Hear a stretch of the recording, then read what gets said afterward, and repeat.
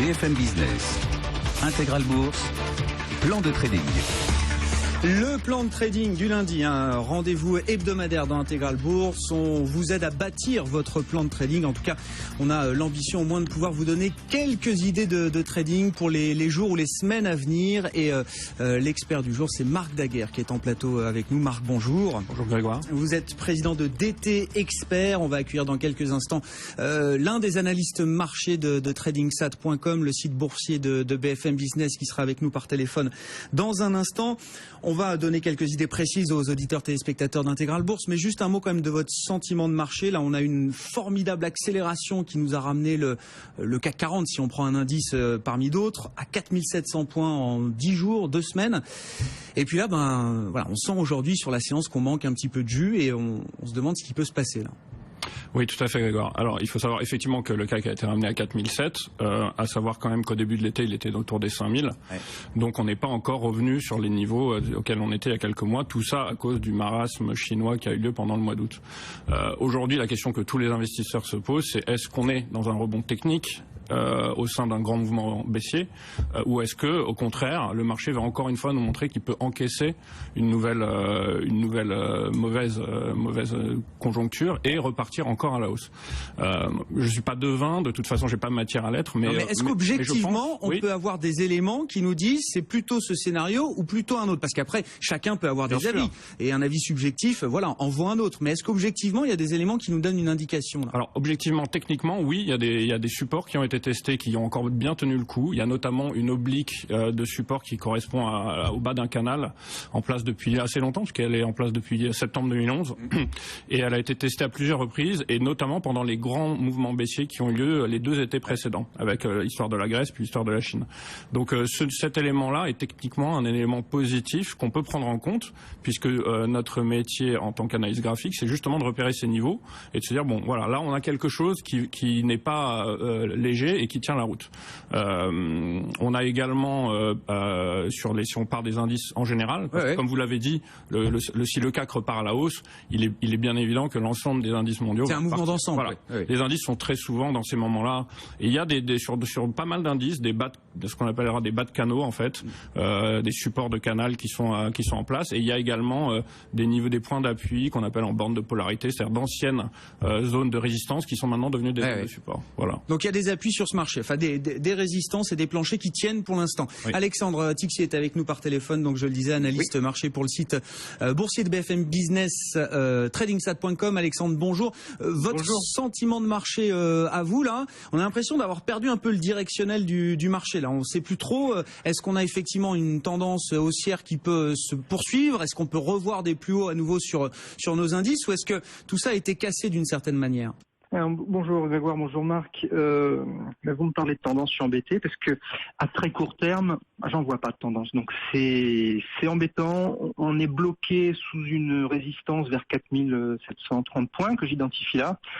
Le marché fait pas envie du tout. On a vu le petit retournement aujourd'hui avec cette petite mèche haute sur la bougie du jour.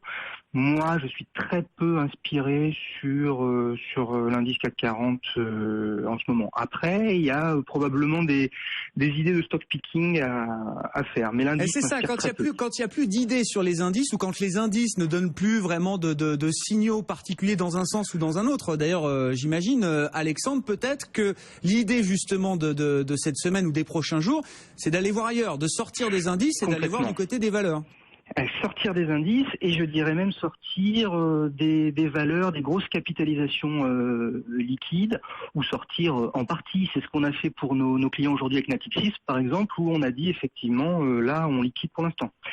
Donc effectivement, là, quelques exemples concrets peut-être. Oui. Vous êtes venus chacun avec des idées. On va en détailler quelques-unes. Une première idée qu'on peut avoir là justement en sortant des indices et en sortant même des large caps, des grandes capitalisations. Qu'est-ce qu'il y a à faire sur la cote parisienne, Alexandre là?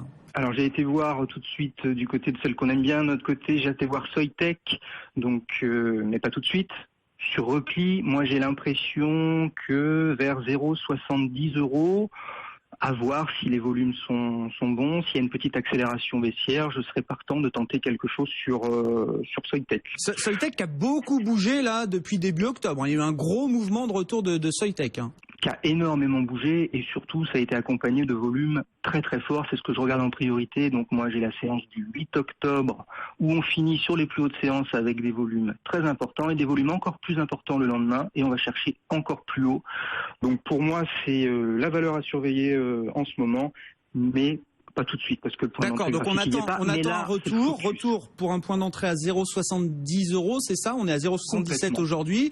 Et derrière, qu'est-ce qu'on peut ambitionner comme potentiel? Ce qu'on peut ambitionner, là, ce que je vois tout de suite, graphiquement, il n'y a rien. Par contre, on s'approche du seuil des 1 €. Donc pour moi, viser sous les 1 €, ça peut être un objectif complètement réaliste à court terme. Bon, Marc, à votre tour là, une idée en sortant des grands indices justement. Est-ce qu'il y a pas mieux à faire justement aujourd'hui que de trader sur le CAC 40 là?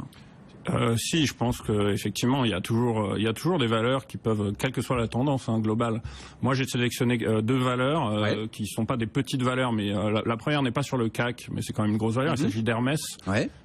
Donc valeur du secteur du luxe très solide, qui tient bien la route malgré les conjonctures. Une valeur qui pour moi présente des signaux techniques très intéressants, puisqu'elle ne cesse à chaque fois de s'affranchir de certains paliers de résistance à tour de rôle, qu'on appelle donc des overlaps, et vient s'appuyer par la suite dessus. Aujourd'hui, je pense que c'est une valeur qui, même au cours actuel, présente un bon potentiel. On peut rentrer autour de la cote actuelle. Je pense qu'on est autour des 332 € à peu près. Ouais, 333 aujourd'hui, 332 pourquoi pas, ouais. Avec un stop identifié autour des 300 et un premier objectif à 400, qui est un objectif majeur de projection de la dernière vague de hausse. Et sur dépassement des 400, on peut déjà prendre des bénéfices, viser éventuellement les 440 à plus moyen terme. Ouais, donc déjà, deux idées dans deux univers complètement différents. Alors on rappelle, vous vous basez sur une analyse technique pour déterminer le potentiel de ces valeurs, mais c'est intéressant de voir à la fois Soitec qui est une penny stock et Hermès qui est plutôt une grosse valeur, mais qui présente aussi selon vous du potentiel. Alexandre, une autre idée là parmi les petites ou les moins petites capitalisations à Paris? Complètement, dans un secteur différent. J'ai repéré Metex sur des critères techniques uniquement. En particulier Metabolic Explorer. Ouais. Metabolic Explorer, effectivement, avec des très forts volumes également depuis le 6 octobre. Et une valeur qui a une progression qui ne s'essouffle absolument pas, qui vient de franchir sa moyenne mobile à 100 jours sans aucun problème et qui continue à proposer des points d'entrée. Donc moi, à ce niveau-là, je pense qu'il ne faut pas avoir peur de rentrer, même si on est un peu haut sur la valeur. Premier objectif, je le situe sous les 5,50. Et puis on peut se baser sur cette moyenne mobile courte à 10 jours pour placer son stop. Donc, tant qu'on est au-dessus, pour moi, ça me va. D'accord, 4,53 € aujourd'hui, ça peut constituer un point d'entrée. On peut viser jusqu'à 1 € au-dessus. Marc, on revient avec vous. Il y a des valeurs, je crois que vous êtes venu aussi avec une paire de devises là qui vous intéresse particulièrement. Ah oui, tout à fait. J'avais une autre valeur et je suis venu avec une paire de devises. Il s'agit d'une paire majeure, l'euro GBP, donc l'euro face à la livre anglaise. De façon générale, j'ai remarqué que l'euro j'avais l'impression qu'il repartait dans une zone de faiblesse un petit peu, pas uniquement face à la livre anglaise, mais graphiquement, cette paire-là présente ce qu'on appelle une rupture d'une droite de soutien qui était en place depuis quelques semaines maintenant. On voit aussi que le rebond en fait qui a eu lieu sur l'ensemble de ces paires-là, type euro-dollar, euro-GBP, est très poussif. C'est un rebond qui a du mal à vraiment décoller. Et je crois que là, on est arrivé en fin de ce qu'on appelle un drapeau technique, c'est-à-dire un petit canal légèrement incurvé, qui a la forme d'un drapeau en fait. Et la fin de ce drapeau pourrait effectivement générer un potentiel de baisse sur l'euro GBP, donc l'euro livre anglaise, assez intéressant. Il faut faire attention, j'en sais rien, mais dans l'agenda de la semaine, il y a la réunion de la Banque Centrale Européenne ce jeudi. Donc on imagine que ça peut être une journée particulière pour les paires en euros, Marc. Tout à fait.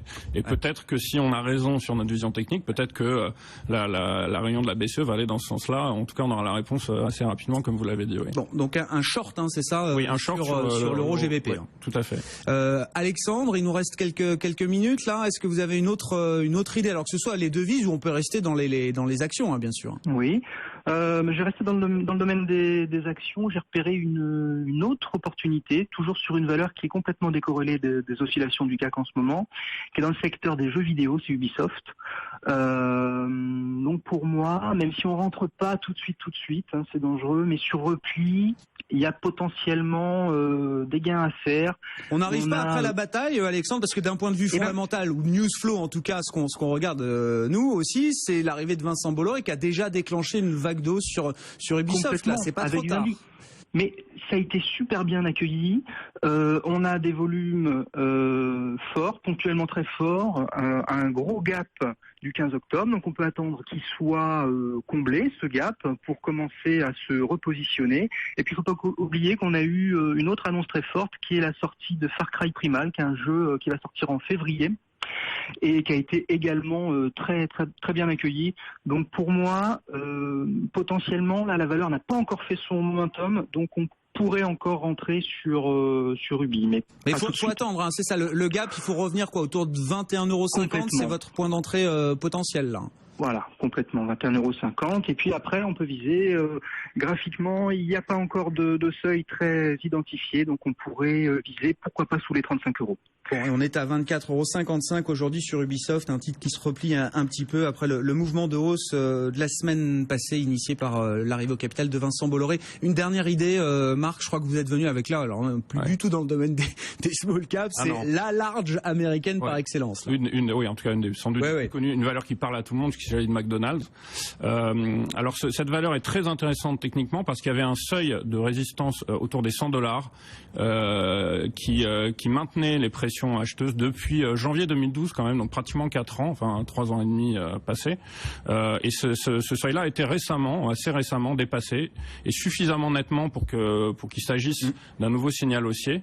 Bon, évidemment, comme vous l'avez dit, c'est une valeur à part qui est solide, défensive, qui ne tient pas compte du fait de ce qu'elle est vraiment des phases de crise, puisque justement tout le monde va chez McDo, comme on dit, à n'importe quel moment, et d'autant plus peut-être parfois dans les périodes de crise.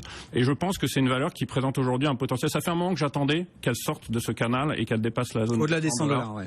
Et maintenant qu'elle a tapé, au-dessus je crois qu'elle est pas loin des 105 aujourd'hui. On est à 104, c'est ça, 104,50. Donc là, c'est niveau d'entrée immédiat pour vous. Oui, je pense. Oui, parce que si vous voulez, la marge qu'on a là, Grégoire, vers le bas, elle est limitée. Donc, autant prendre le train en marche et pas justement risquer de le voir partir sans nous.